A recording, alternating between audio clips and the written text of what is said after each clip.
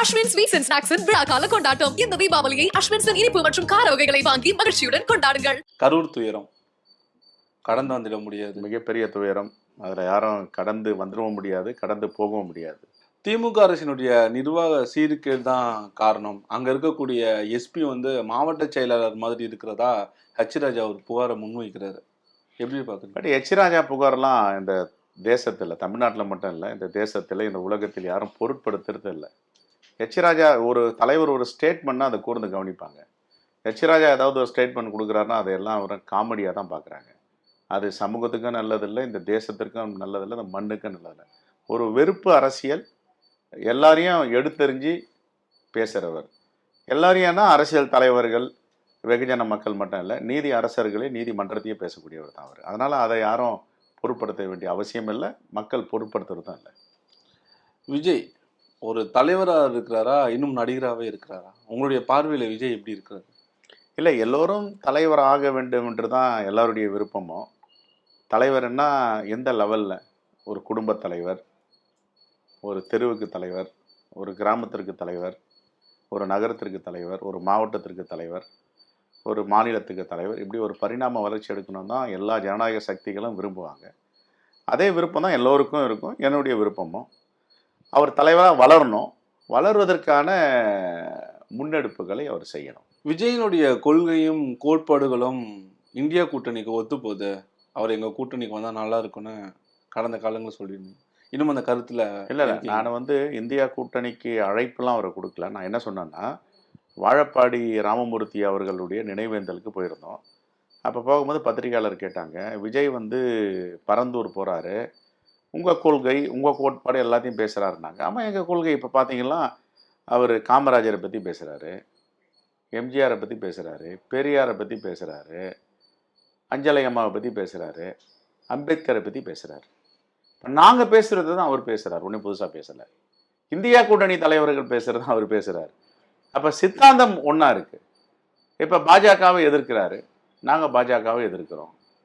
அப்படி இருக்கும்போது எங்கள்கிட்ட எதிர்ப்புன்றது இருப்பதற்கு வாய்ப்பில்லை, எல்லாம் வந்து ஒத்த கருத்தில் இருக்கிறோம் அப்படின்னு சொன்ன உடனே பத்திரிகையாளர் கேட்டாங்க, இப்போ ஒத்த கருத்தில் இருந்தால் நீங்கள் கூட்டணிக்கு அழைப்பீங்களா அப்படின்னு கேட்டாங்க. அதை அழைப்பதும் அழைப்பு கொடுப்பதும் எங்களுக்கு கூட்டணி கட்சிக்குன்னு இங்கே ஒரு தலைமை இருக்குது, மாண்பு முதலமைச்சர் தளபதி இருக்கார், டெல்லியில் ஒரு தலைமை இருக்குது, எங்கள் தலைவர் மல்லிகார்ஜுன கார்கே, தலைவர் ராகுல் காந்தி இருக்காங்க அப்படின்னு சொன்னேன். இதுதான் நடந்துச்சு.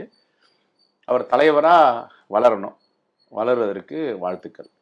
அமித்ஷா விஜயிடம் பேசுகிறதா, அமித்ஷாவுக்கு முன்னாடி ஃபஸ்ட்டாக கால் பண்ணது ராகுல் காந்தி. ராகுல் காந்தி விஜயிடம் பேசுனதை பற்றி ஏன் திமுக கூட்டணியில் உள்ளவங்களும் காங்கிரஸ் கட்சியை சேர்ந்தவங்களும் பேசவே மாட்டுறாங்க? அமித்ஷா பேசினதா உங்களுக்கு பிரச்சனையா?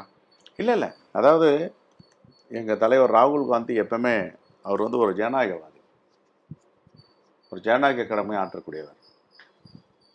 இப்போ கும்பமேளாவில் ஒரு மிகப்பெரிய விபத்து, துயரங்கள் நடந்தது. கும்பமேளா நடந்த இடம் உத்தரப்பிரதேசம், இன்னொரு இடத்துல நடந்தது உத்தரகாண்டில் நடந்தது. ரெண்டுமே பாஜக ஆளும் மாநிலங்கள். ஆனால் பாஜக முதலமைச்சர், பாஜக தலைவர்னு பார்க்காம அவங்களுக்கு தொலைபேசியில் பேசினார். இந்த துயரத்திற்கு நாங்கள்லாம் உங்கள் கூட இருக்கோம், அதுக்கு என்னென்ன ரிலீஃப் ஒர்க் பண்ணணுமோ எங்கள் கட்சி தோழர்லாம் இருப்பாங்க அப்படின்ட்டு மோரலாக நாங்கள் இருக்கோம், அந்த தேசத்தில் ஒரு துயரம் நடந்திருக்குன்னு பேசக்கூடியது. இப்போ பாஜக தலைவர்கிட்டயே வந்து நலம் விசாரிப்பவர், தேச நலனுக்காக ஒன்றுபட்டு இருப்போம்னு சொல்கிற தலைவர் விஜய் கிட்ட பேசுனதில் வந்து அரசியலே கிடையாது, அதுக்கும் அரசியலுக்கும் சம்மந்தமே கிடையாது. அவர் மாண்பு முதலமைச்சர்கிட்ட பேசியிருக்காரு, அதுக்கப்புறம் திரு விஜய்கிட்ட பேசியிருக்காரு. அதில் ஒன்றும் அரசியலும் இல்லை, பேசுகிறதுக்கான அஜெண்டாவும் அது கிடையாது. ஆனால் நீங்கள் சொன்னீங்க பாருங்கள், ரெண்டாவது அங்கே அஜெண்டா இருக்குது. அங்கே ஏன் பொலிட்டிக்கல் அஜெண்டா இருக்குன்னா, இரையாக்கிடக்கூடாது ஒரு ரீஜனல் பார்ட்டியை. அவர் பாவம் புதுசாக இப்போ தான் கட்சி ஆரம்பித்து ஒரு நல்ல நோக்கத்தோடு போகணுன்னு போகிறாரு. இடையில இந்த விபத்து, இந்த துயரங்கள், இந்த பிரச்சனைகள்லாம் ஏற்பட்டு போச்சு. ஒரு சாரார் வந்து 8 மணி நேரம் தாமதமாக வந்தாங்க, அதனால தான் இந்த விபத்துன்னு சொல்கிறாங்க. ஒரு சாரார் எங்களுக்கு குடிக்க கூட தண்ணி கொடுக்கலங்க, நாங்கள் அவங்கள பார்க்க வந்தேன்னு ஒரு சாரார் சொல்கிறாங்க. நீங்கள் இப்போ சொன்ன மாதிரி காவல்துறை சரியான பாதுகாப்பு கொடுத்ததா அப்படின்னு கேட்குறாங்க. இதை எல்லா பக்கமும் நாங்கள் ஆராய்ந்து பார்க்குறோம். இவர் தலைவர் சிதம்பரம் அவர்கள் சொன்னது போல ஒரே நோக்கத்தில் பார்க்கக்கூடாது, எல்லாத்தையும் பார்க்கணும். அதை தான் ஆணையம்னு ஒன்று அமைச்சிருக்காங்க, ஜஸ்டிஸ் அருணா ஜெகதீசன் தலைமையில். அவங்க ஆய்வு பண்ணுறாங்க. அந்த இன்டரிம் ரிப்போர்ட் ஒன்று வரும், அவங்க என்ன சொல்கிறாங்கன்னு அதுக்கப்புறம் பேசுவோம். ஒரு பக்கம் நீதிமன்றத்துடைய ஆணைப்படி ஸ்பெஷல் இன்வெஸ்டிகேஷன் டீம் விசாரிச்சிருக்கு. இன்னொரு பக்கம் மாண்புமிகு முதலமைச்சர் அவர்கள் நாங்கள் கேட்டுக்கொண்டதன் பேரில் ஆணையம் அமைச்சிருக்காரு. ஜஸ்டிஸ் அருணா ஜெகதீசன் விசாரிக்கிறாங்க. இந்த 2 ரிப்போர்ட்டு கண்டிப்பாக வரும்.